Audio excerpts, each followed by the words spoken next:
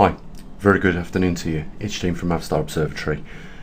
Guys, we made a mistake, but before we get into that, I just want to I think it's important to thank those people yesterday that chipped in a few bucks for what we're doing here, supporting us and getting the truth out. Yes, I made a mistake, and a few of you did prompt me in the comment section, and I went back, I had a look, I realised what I did. And if you look at the chart, you can see the increments on the left hand side go up in increments of 1 million square kilometres. And on the other chart, which I'm used to using, which is the one we put on the website, it goes up in 5 million square kilometre increments on the left hand chart, which I'll show you in a bit. So I've put there, as you can see on the right hand side where the red arrow is, extra 6 million square kilometres. So it's a genuine mistake. It needs to be rectified. What it means is that there isn't an extra 6 million square kilometres. We're going to get to that fact in a minute, how much there is. But obviously on this chart, if you count from 2012 to 2023, it is 1 million square kilometres, not 6 million square kilometres. And of course that is a big difference, but a genuine mistake. And the reason why I'm coming forward now is because this is what science is all about, recording it as it is. And if you make mistakes, you've got to clear them up. So yeah, okay, I deserve a little smack on the bum for that one, but we have corrected it today. I'll try and put an overlay in the video where we was talking about this the other day. Now, that doesn't mean that based on the information that NASA provided us with, which is this chart we're looking at, that they are showing us the truth. Because if you go over to PolShift News, we see an entirely different thing. And I'm going to show you the next chart and you'll see how the mistake happened with the extra 6 million square kilometres with the increments, the way it goes up on the left hand chart. So let's get into that first, and then stay with us, because I want to show you what the Earth looks like during an ice age, and you can see what sort of territories are covered, what countries are covered in ice and which ones aren't, and you'll get an idea as to probably where we are emerging. But there is some very important information on the next chart I feel you really need to know. So let's get on with that. So as you can see on the left hand column, it is numbered in increments of 5, 10, 15, 20, whereas on NASA's chart we was looking at, it goes up in 1 million kilometres each. So simple mistake. I was reading it from the right hand side, not particularly paying too much attention, which is what I should have been doing, to the increments measurements on the left hand side. Okay, so what this chart shows us, and that's why I say there could be doubts in NASA's chart that we was just looking at in any case, because from 2012 on this chart we can see, when we compare it with 2022, there's a gain in Arctic sea ice of 1.8 million square kilometres. I have the increments right this time on the scale, and this means we're only 1 million square kilometres away from the 1972 to 2020 average, and NASA's chart starts in 1975. And what this means is that in around about 11 years we've put an extra, or gained an extra, 1.8 million square kilometres. And when you look at the 1972 to 2022 average, that makes it just 1 million square kilometres away from the average in just 11 years, which is a vast rebound of Arctic ice. Now, they're not talking about this, clearly not talking about this, because this does not support global warming caused by CO2. And of course we know that CO2 is a trace gas, doesn't interfere with any particular thing at all, because it's just so small in its quantity in our upper atmosphere. I want to go back to the NASA chart and just show you that difference in 2012 to 2023, and we'll focus on how fast it actually rebounded compared to any other time. Because the reason why I think it's worth showing you guys this is because we talk about a thermocline. At some point we're going to hit a thermocline, things are going to rapidly start cooling on this planet, and obviously sea ice would be one of those things we'd be looking at for signs of that thermocline. So if we get a rapid shift of extra ice building up on our planet in particular areas like the Arctic, the Antarctic, the glaciers in the Himalayas, etc., we know that possibly it's caused because we have entered a point in the Milankovitch cycle where our orbit becomes more elliptical, so less spherical, and therefore we travel a little bit further away from the sun. But we do it on a regular basis, because when we return to a glacial period, we know that there is a big difference in time scales between interglacial and glacial periods of around about 90,000 years we spend in a glacial, and then around 10 to 15,000 years in an interglacial. There is a little bit of leeway in between the two. Let's go back to NASA's chart and just have a little look at that. So on NASA's chart, there's a couple of points of interest I just want to bring to your attention. First of all, I've drew a green line next to the red line, which represents the rebound in Arctic ice from 2012 to 2013. If you look at the scale, it's put on 1.8 million square kilometres, which is what our chart showed. But if you look from 2013 onwards on the red line, or NASA's red line, you can see where I've added the white line, it levels off. It hasn't done this anywhere else in this chart, only here. But on the other chart, which I'm about to show you, the one that we was just looking at, you can see that the continuation of sea ice increases from 2012 to 2022, and you can see the previous years. Every year it shows an increase, and then another year an increase, whereas NASA's chart here is not showing that.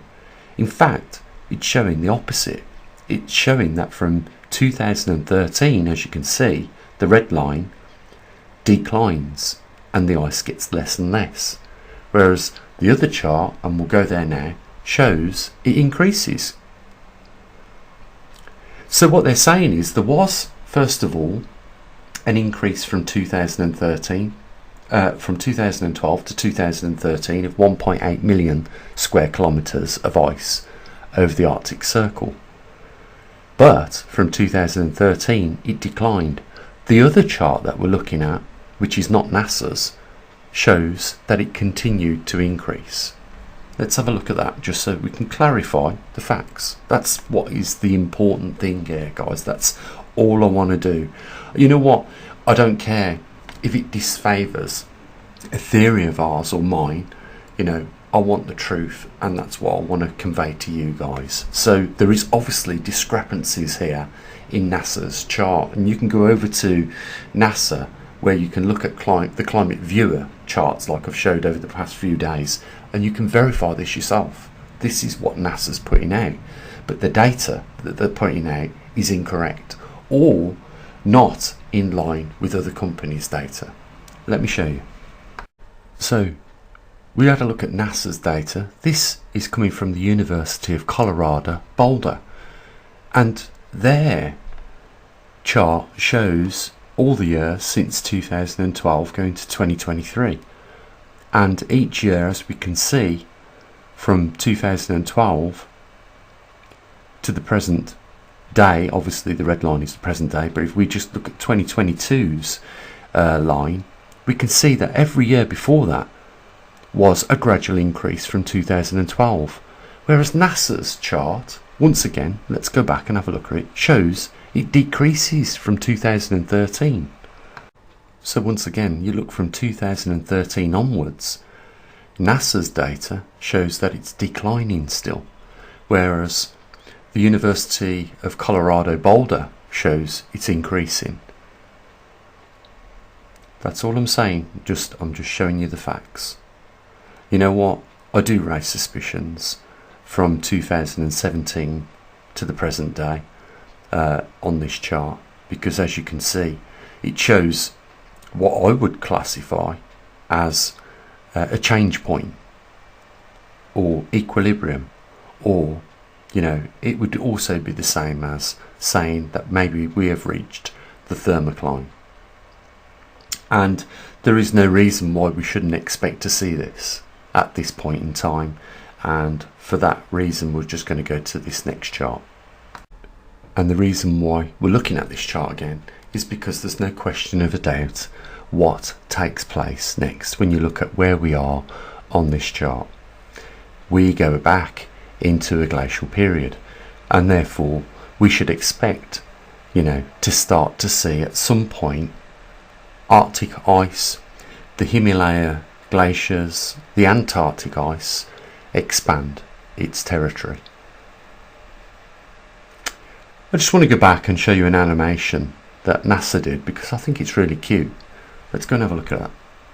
So I'm going to run the animation for you, and I just wish that I had the extra money to pay somebody to do animations like this for us on our channel. The content would be much better, and visual aids like this do help bring over the message, and it's just a shame that we don't,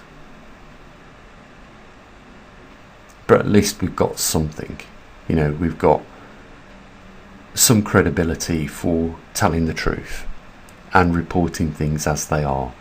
And you might have all the money in the world like NASA, but if your credibility is zero, and you misconstrue the facts in order to show an argument which is not true,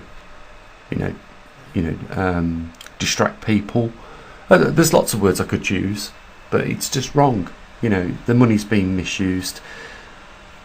And I know that one of the things is, I do know that there are genuinely good scientists that work at NASA. They work at the European Space Agency and other departments,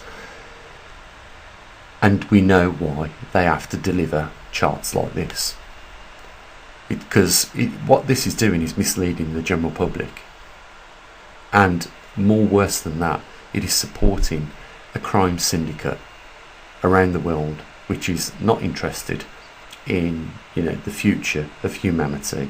They're interested in right now buying their next yacht, their next private jet, etc., etc.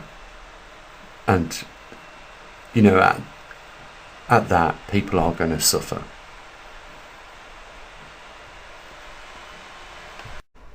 So as I said earlier, I wanted to give you an idea of what our Earth could look like, and more importantly what the continents could look like during the next glacial period, and this will give you some idea.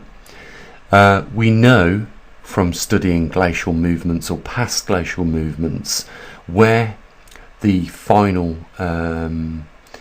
deposited till or glacial till was settled down was when the glaciers finally melted, and the debris, as the glaciers were moving very slowly down south from the Arctic, they left all that debris in a pile, and then the glacier finally melted. So we know roughly where at least the glacial tracks were, and with that information we can build an image up on that, and that's what we've got here. We can see that roughly this is how our Earth looks during a glacial period, which is what we are, like I said, returning back into. So you can see if you live in any of those continents, so Northern Europe, England, Ireland's gone, Canada is gone, Central America is gone. If you live in those environments, maybe you might want to consider relocating at some point, because there will be nothing to leave your children if this does take tens of years to rebound to this level. I just want to say this. I showed you in this video a rebound in just a year of 1.8 million square kilometres, according to NASA's data. According to Colorado, University of Colorado Boulder, this 1.8 million square kilometres has taken 12 years. But whatever you say regarding the two organisations that are putting this data out, even 12 years or 11 years is a very small amount of time for such a large quantity of ice to rebound. This 1.8 million square kilometres would cover most of Europe, to give you an idea of the volume it would cover. So guys, I'm going to leave the video here. Don't leave just yet, because I have kept it till the end to mention the link down below. The only way we can continue supplying you guys with the information on this, and more importantly in the next 5 days, the pole shift news, where we pinpoint the latest position of the magnetic North Pole for you, is by people chipping in a few bucks. I want to thank those over the last couple of days that have, but if I can, just encourage a few more, to step forward. Once a little observatory like this is gone, it's gone for good. You realise that, don't you? And with all the BS in the world, the last thing we want is to lose another platform which is a little bit of light in the darkness, like I always say, gives us that bit of truth. And if we make mistakes like we have today, we will own up, admit it, and put it right. That's what it's all about. With the information that we are supplying, you can avoid some catastrophes taking part in your life. You just need to act on that logic, and that is not easy.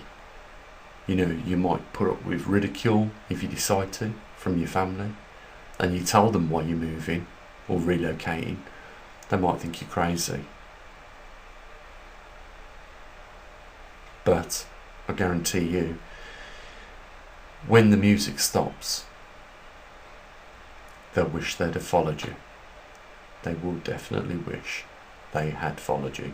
You are early in the game on this information, and the governments, in my view, are completely aware of it, because there is no way you would make such simple and silly mistakes which are blatantly obvious to anyone that wants to invest a bit of time into this to find out just how obvious it is. There is a cover-up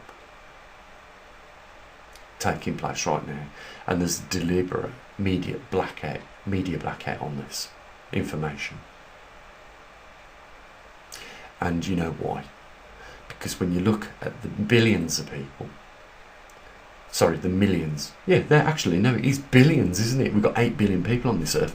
When you look at the billions of people that live in them regions on this chart that are covered in ice, that there are trillions of dollars of real estate which isn't worth diddly squat, and it could be so in just 10 years time.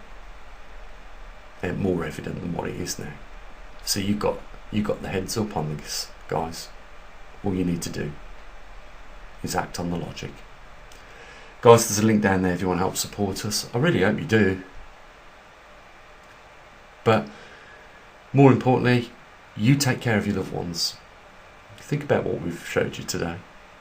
And I'll say what I usually do. As always, bye for now.